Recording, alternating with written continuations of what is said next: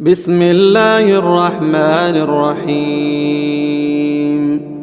والصافات صفا فالزاجرات زجرا فالتاليات ذكرا إن إلهكم لواحد رب السماوات والأرض وما بينهما ورب المشارق إنا زينا السماء الدنيا بزينة الكواكب وحفظا من كل شيطان مارد لا يسمعون إلى الملأ الأعلى ويقذفون من كل جانب دحورا ولهم عذاب واصب إلا من خطف الخطفة فأتبعه شهاب ثاقب فاستفتهموا أهم أشد خلقنا من خلقنا إنا خلقناهم من طين لازب بل عجبت ويسخرون وإذا ذكروا لا يذكرون وإذا رأوا آية يستسخرون وقالوا إن هذا إلا سحر مبين أإذا متنا وكنا ترابا وعظاما إنا لمبعوثون أو آباؤنا الأولون قل نعم وأنتم داخرون فإنما هي زجرة واحدة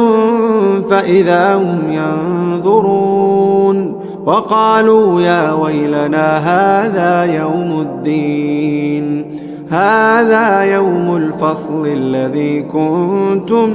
به تكذبون احشروا الذين ظلموا وأزواجهم وما كانوا يعبدون من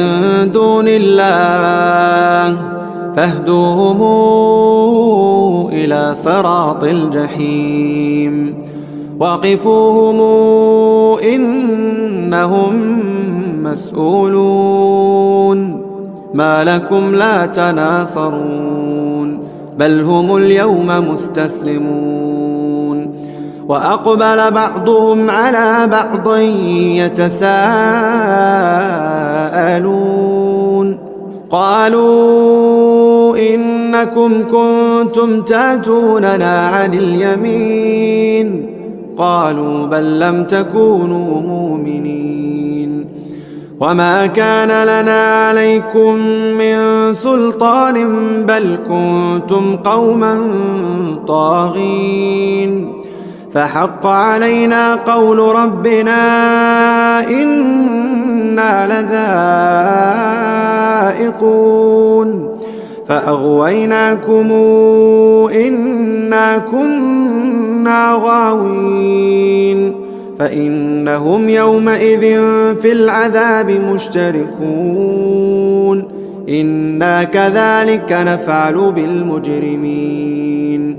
إنهم كانوا إذا قيل لهم لا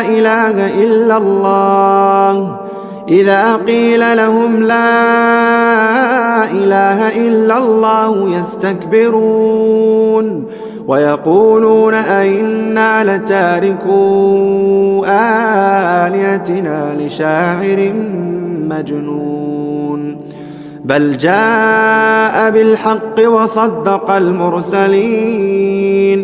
إنكم لذائق العذاب الأليم وما تجزون إلا ما كنتم تعملون إلا عباد الله المخلصين أولئك لهم رزق معلوم فواكه وهم مكرمون في جنات النعيم على سرر متقابلين يطاف عليهم بكأس من معين بيضاء لذة للشاربين لا فيها غول ولا هم عنها ينزفون وعندهم قاصرات الطرف عين كأنهن بيض مكنون فأقبل بعضهم على بعض يتساءلون قال قائل منهم إني كان لي قرين يقول أئنك لمن المصدقين أئذا متنا وكنا ترابا وعظاما إنا لمدينون قال هل أنتم مطلعون فاطلع فرآه في سواء الجحيم قال تالله إن كدت لترديني ولولا نعمة ربي لكنت من المحضرين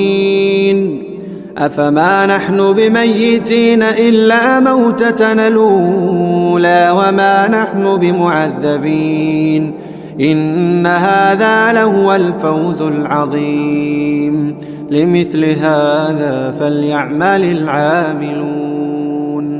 أذلك خير نزلا أم شجرة الزقوم إنا جعلناها فتنة للظالمين إنها شجرة تخرج في أصل الجحيم طلعها كأنه رؤوس الشياطين فإنهم لآكلون منها فمالئون منها البطون